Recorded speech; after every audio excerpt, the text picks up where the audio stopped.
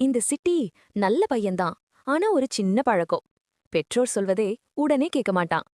City கண்ணா, விளையாடுறதுக்கு முன்னாடி சாப்பிடுடா. அம்மா, இன்னும் கொஞ்ச நேரம் விளையாடுறேன்.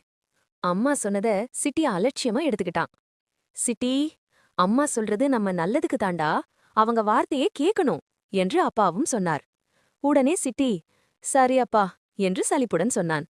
சாப்பிடாமலேயே பெற்றோர் சொன்னதை நினைக்காம சிட்டி வெளியே விளையாட ஓடினான். விளையாட்டு ஆரம்பத்துல ரொம்ப சந்தோஷமா இருந்தது.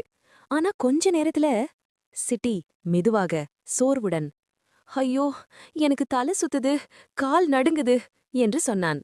சாப்பிடாம வந்ததால சிட்டிக்கு உடம்பு சரியில்லாம போச்சு.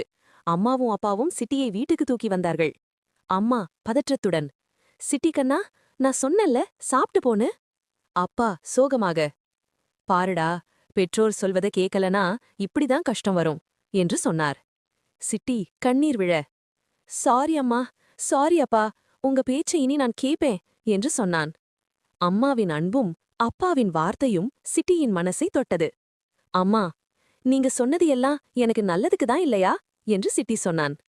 அம்மா புன்னகையுடன், ஆமாம் கண்ணா, எப்போதும் உன்னை பாதுகாக்கத்தான். அந்த நாளிலிருந்து சிட்டி ஒரு விஷயம் புரிஞ்சுக்கிட்டான்.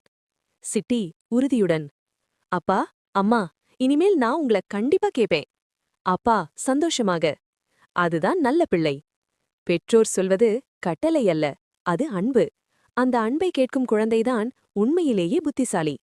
இது மாதிரி குட்டி ஸ்டோரிஸ் டெய்லி வேணுமா? அப்போ நம்ம ஜஸ்ட் ஹாப்பி சேனலை ஃபாலோ பண்ணிக்கோங்க குட்டீஸ். பாய்.